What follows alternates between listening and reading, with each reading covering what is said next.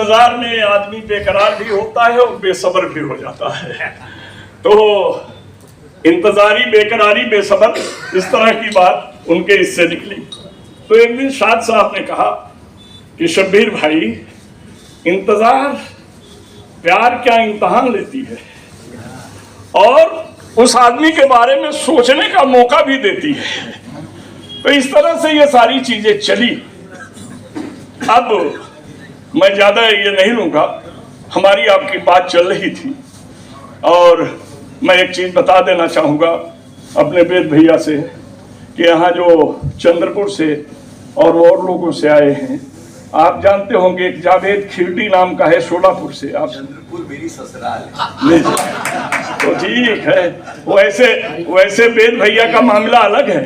एक विद्रोही तुम जानते नहीं हो, साली रस की प्याली है या मानो तो रसगुल्ला है, साली है मधुर मलाई सी अथवा रबड़ी की कूला है, साली दिल्ली की लड्डू है देखो तो भूख बढ़ाती है, लेकिन आलू की पापड़ है छुओ तो शोर मचाती है। तो ये चीजें हैं। तो चंद्रपुर के मामले में इसी बात आई, इसीलिए वो किसी को लेकर नहीं आए, अकेले चले। तो ये सब लोग डेट मांगने आए हैं। तो हमने इनसे कहा कि अभी नहीं, साहब को 2-4 महीने का मौका दीजिए। साहब अब यहीं हाजिर हैं, इनके सामने मैं बोल रहा हूं। तो ये सारी चीजें हैं।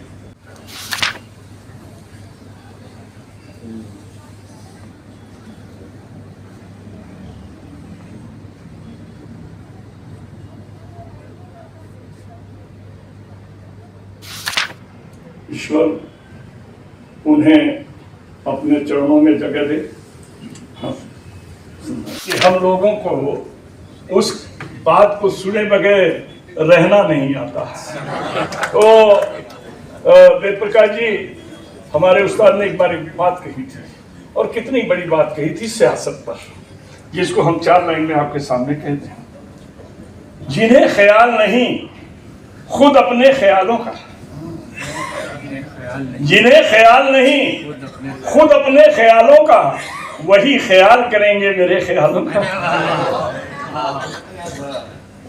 सवाल ये नहीं कि अपना कोई सवाल नहीं, सवाल ये है कि क्या होगा इन सवालों का। तो इन चीजों के बीच आज मैं ऐसे व्यक्ति का स्वागत करने जा रहा हूं जिनके बारे में आप जानते हैं, क्योंकि अपने नागपुर के वो 2.5 साल से 10 दिन ज़्यादा हमारे पुलिस कमिश्नर रहे।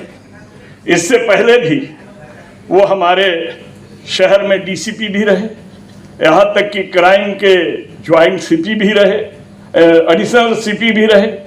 ये चंद्रपुर से चले, यानी चंद्रपुर में हमने देखा कि ये चंद्र से चले थे। और कहा क्योंकि पीआई का चार्ज मैंने देखा तो आईपीएस अफसर को ट्रेनिंग में 6 महीने के लिए किसी थाने में भेजा जाता है। तो भद्रावती के थाने में, बरोरा के थाने में इनका पहला नाम हमें दिखाई दिया कि यहाँ पर ये 3 महीना पीआई रहे हैं। तो मैंने कहा कि तो चंद्र से चले हैं, और चंद्र से चलने वाले में आज भले ये चंद्रलोक पर यान भेज रहे हूँ, लेकिन मेरा भाई चंद्र से तो पहले से चला है। भले ये बात अलग है कि चंद्र के साथ पूर्व है और विचार से समाज आज दूर है, और उसी समाज में विचार को लाना है, प्यार को लाना है, हर चीज को बढ़ाना है, यहाँ की समस्या को मिटाना है, मानव को एक बनाना है। इसीलिए वेद प्रकाश भैया, आपके शब्दों को सजोकर मैंने कहा है, आइए मिलकर एक अभियान चलाया जाए, आइए मिलकर एक अभियान चलाया जाए। पहले इंसान को इंसान बनाया जाए, पहले इंसान को इंसान बनाया जाए। आग नफरत की भड़क गई है हिंदुस्तान में, प्रेम के जल से आओ इसको बुझाया जाए। आइए मिलकर एक अभियान चलाया जाए, और उस अभियान की कड़ी हम यहाँ से शुरू कर रहे हैं। ये आप जानिए, जो भी खाना उसको खाया जाए, वो तो है। तो बांट कर खाया जाए, या हर आदमी के साथ में रिश्ता निभाया जाए। आइए पहले इंसान को इंसान बनाया जाए। फिर भाई प्यार ही प्यार होगा है। ऐसा सही है, ये चलिए ये तो होगा ही। कारण ये है कि पुलिस विभाग के लोग रिटायरमेंट बहुत ज़्यादा नहीं चलते हैं। कारण ये है कि इतनी ड्यूटी समय पे भोजन वोजन नहीं मिलता, तो उनको बीपी और शुगर बड़ा जल्दी हो जाता है और वो बेचारे पूरा पेंशन भी नहीं खा पाते हैं। कुछ बचाए हैं वही तो यहाँ आए हैं, नहीं तो जो बीमार है वो कहाँ से आएंगे, आ ही नहीं पाएंगे। तो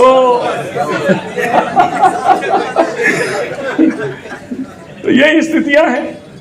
अब हमने इसमें और भी लोग बहुत चाहते हैं वेद भैया कि साहब का सार्वजनिक सत्कार किया जाए, लेकिन हमने कहा कि पहले उन लोगों के बीच हम अपने भाई को लाएं जिन लोगों के बीच उनके विचारों की कदर है, जो उनके विचारों से भावुक हैं, जो उनके विचारों से अवगत हैं और वो चलना चाहते हैं, तो ऐसे आदमी को लाया जाए। तो पहले हमने वही किया और आपने देखा। और ये आप कहेंगे कि सत्कार में कवि सम्मेलन और मुशायरा क्यों रखा, तो वो चीज़ तो आपने देख ही लिया कि बहर पर बहर जोड़ देते हैं, तो हम क्यों इनके सत्कार में इनको छोड़ दें। जो ये बहर से बहर जोड़े तो इनके लिए हम शायरों को क्यों छोड़ें, उनको भी बुला लें कि आइए और इनके बीच से इन रिश्तों को निभाइए।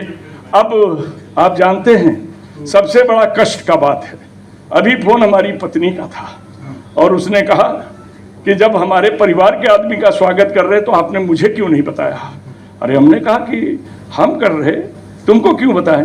बोले मुझे खबर मिल गई है और मैं लोहा पुल को क्रॉस कर रही हूँ और आप जल्दी मत कीजिए। हमने कहा उनका सत्कार घर पे कर लेंगे, कुछ और भी खिला देंगे, परिवार के बच्चों से मिला देंगे। इनका एक दिया हुआ वचन बताता हूँ, आप सुन लीजिएगा। मेरा बेटा यूपीएससी करने गया, इनसे राय लेकर गया और हुआ क्या कि आईआरएस में उसका हो गया, लेकिन वो ज्वाइन नहीं किया। कहा कि बड़ा गड़बड़ है आजकल नौकरी में, अगर हम रिश्वत लेकर अपने ऑफिसर को रिश्वत नहीं देंगे तो एक कोने में बैठा दिए जाएंगे क्लर्क की तरह, और देंगे तो एक एक करके बंगले में सजा दिए जाएंगे एक असिस्टेंट कमिश्नर या कमिश्नर की तरह। तो मैंने कहा चाहते क्या हो। बोला मैं अब बच्चों को बनाना चाहता हूँ। तो संयोग इतना अच्छा रहा कि वो राव में जाकर के पढ़ाने का काम शुरू किया, वहाँ से निकला तो पुरोहित में गया, आज वो अपना खुद कोचिंग चला रहा है। और ये कहते हुए मुझे आप लोगों को देख करके हर्ष होता है कि अब आज हिंदुस्तान का आईएएस सेकंड टॉपर उसका पढ़ाया हुआ बच्चा आया है।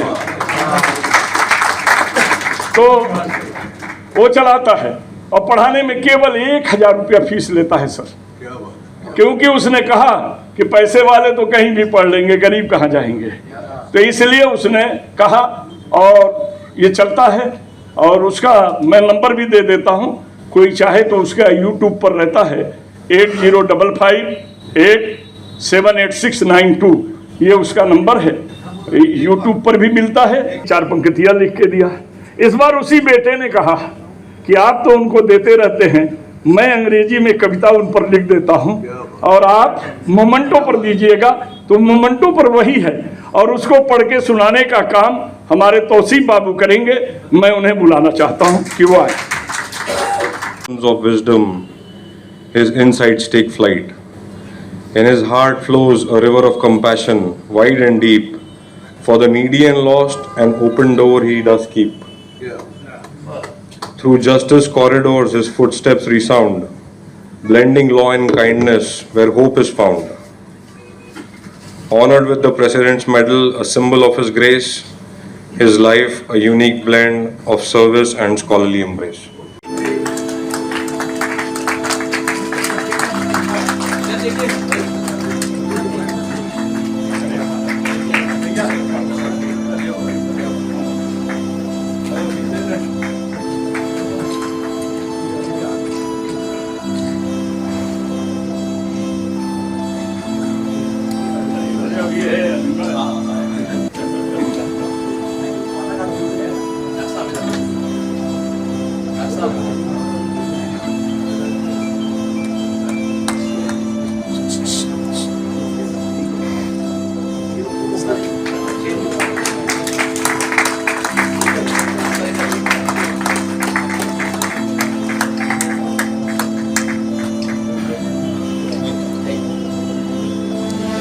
रिटायरमेंट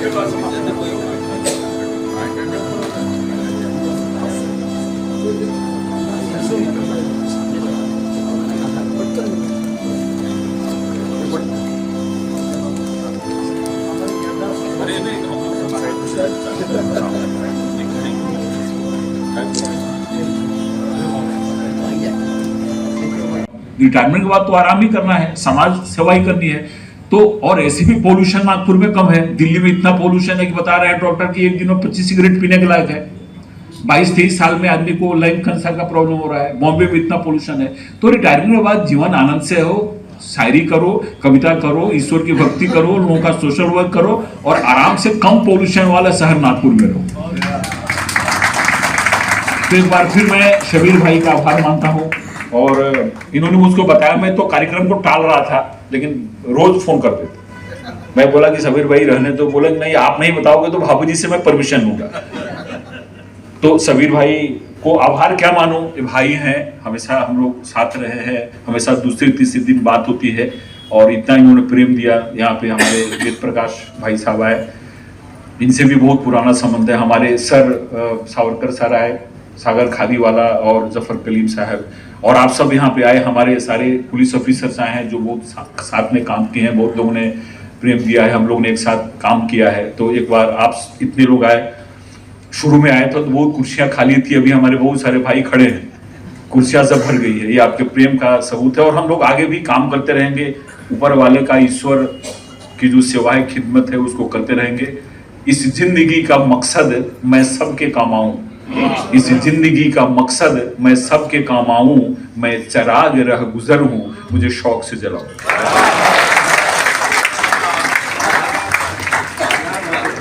अध्यक्ष जी, अब इस कार्यक्रम का अंतिम आभार की बात है और चूंकि आभार मैं ही प्रकट कर देना चाहूंगा। इन्होंने अपनी बात कही, कभी कभी व्यवहार कानून बन जाता है। इन्होंने दो बातें नहीं बताई। एक गला भेंट, जब ये यल्लत उसमें थे तो एक आदमी कैदी बना तो उसका घर में बच्चा पैदा हुआ, वो अपने बच्चे का मुंह नहीं देखा था और पुलिस वाले जब उधर से गुजरते थे तो वो गाली देता था। एक दिन ये उधर से गए और गाली इनको भी देने लगा, तो बोले रुको पूछूं गाली क्यों देता है। बोला हमने इतनी छोटी सी गलती की और इतनी सजा कि अपने बच्चे का मुंह नहीं देख सका। इन्होंने कांस्टेबल को फोन किया, भिजवाया, बच्चे को बुलाया, वो बच्चा 10 साल का था, यानी उसको लाए, मिलाया और उसका एक जुमला मैं आपसे कह देना चाहूंगा। और ये बात को एक पुलिस के सत्कार में हमारे वेद प्रकाश जी ने कहा था, एक क्षण अगर आदमी नहीं संभलता है तो अपराधी बन जाता है। एक क्षण नहीं संभला तो अपराधी बन जाता है और एक क्षण में संभल गया तो अपराध से बच जाता है।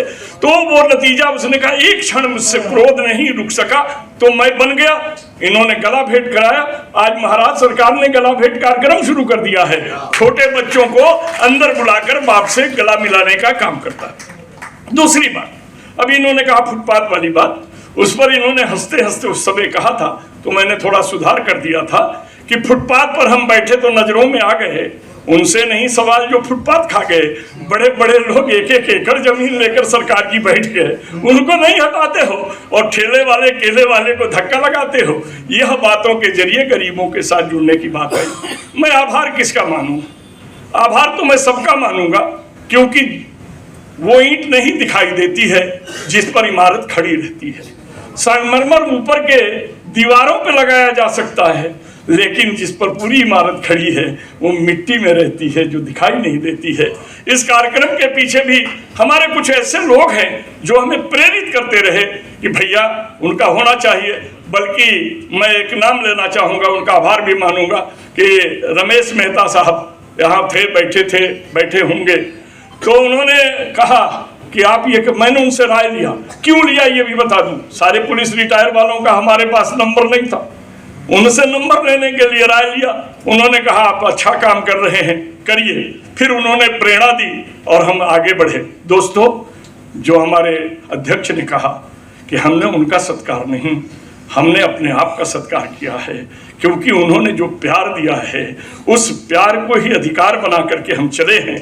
आप सभी की प्रेरणा, आप सब आए, आप सबने सारी चीज़ों की हम आप सबका आभारी हूँ। साथ साथ जो लोगों ने हमारे फ़ोन पर ही हमें समय दिया और आए पधारे, उनका भी आभारी हूँ। लेकिन एक दूसरे चरण का कार्यक्रम शुरू करने जा रहा हूँ, क्योंकि ये शायर भी हैं, कवि भी हैं, तो 1 घंटे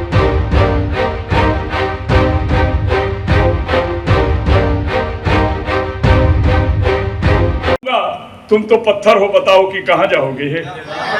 पत्थर ने कहा इस युग में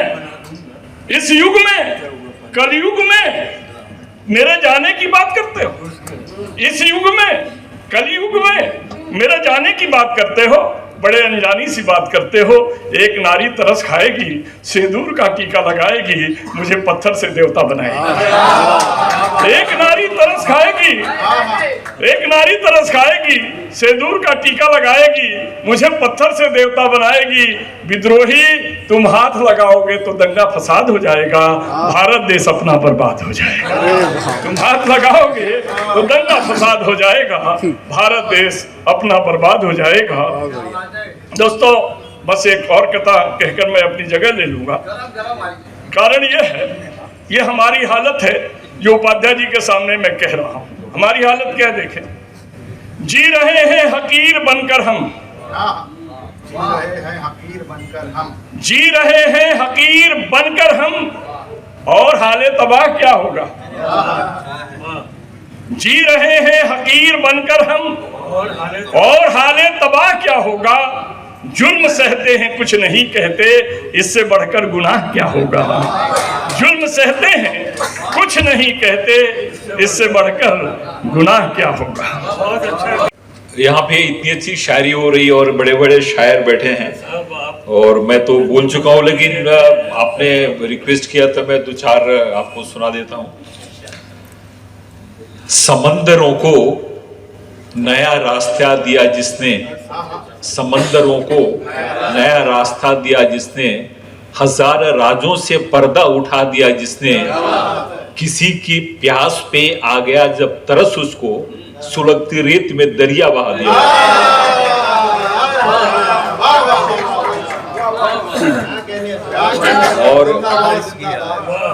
और क्या है, अभी हमारे कवि लोगों ने बताया, शबीर भाई थे, नदीम भाई थे, शमशाद भाई थे, सब लोगों ने एक ही बात कही है प्रेम मोहब्बत की। तो मोहब्बत की हो बुनियाद अगर, तो गम भी खुशी बन जाते हैं। मोहब्बत की हो बुनियाद अगर, तो गम भी खुशी बन जाते हैं। मोहब्बत से करो आगाज, तो अजनबी भी करीब आते हैं। मोहब्बत है एक रूहानी मंजिल, जहां फरिश्ते भी सर झुकाते हैं। और जब आदमी का जहन, आदमी का मन, आदमी का तन मोहब्बत में जब डूब जाता है तो उसमें बहुत ताकत आ जाती है। तुम तो हवाओं से भी चिराग जला लेते हो, तुम तो हवाओं से भी चिराग जला लेते हो। दिल जिसे चाहे उसे अपना बना लेते हो। लोग पत्थर से आईना कुचल देते हैं, तुम तो पत्थर को ही आईना बना लेते हो।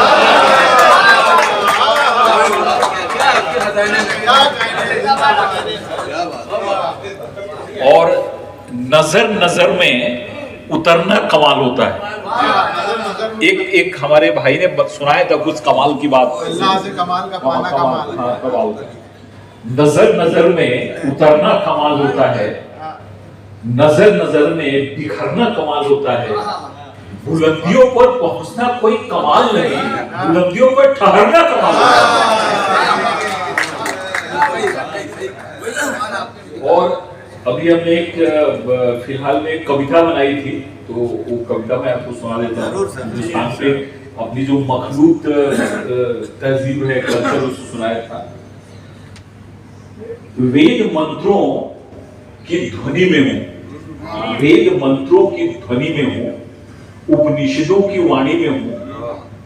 गीता का विश्व रूप मेरा तन है, पतंजलि का योग मेरा मन है। भक्त प्रहलाद ध्रुव का नमन हूँ, षड दर्शनों का श्रवण हूँ।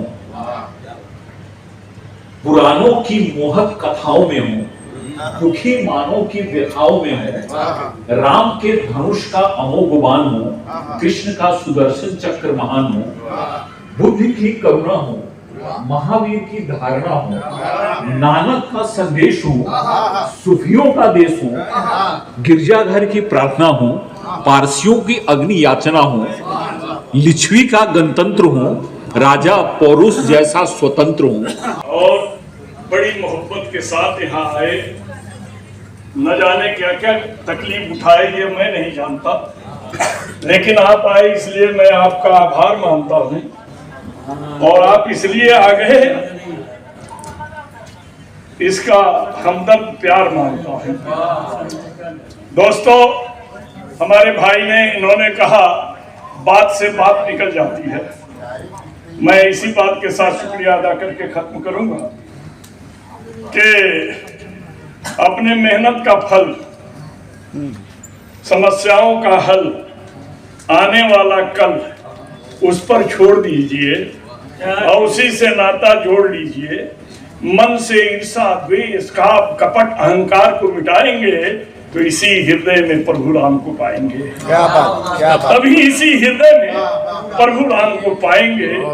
राम का नहीं, राम का नहीं, राम तो काम को चाहते हैं। उन्होंने मुझे झकझोर के जगाया, एक ही बात समझाया कि मेरे परिवार की उस प्रतिज्ञा को निभाने का सबक सुना दो कि प्राण जाए पर वचन न जाए, रघुकुल रीत सदा चली आए। लेकिन आज मुझे भी सताया जा रहा है, एक झूठे से मेरे मंदिर का उद्घाटन कराया जा रहा है। वाली जितना खून हमने पिलाया है तुझे खा के वतन, अब कोई कौम ये जुर्रत नहीं करने वाली, अब कोई कौम ये जुर्रत नहीं करने वाली। मैं एक ऐसा मुतरन्निम शायर आपके गोश गुजार करने जा रहा हूँ बरादर मोहतरम वाली जनाब।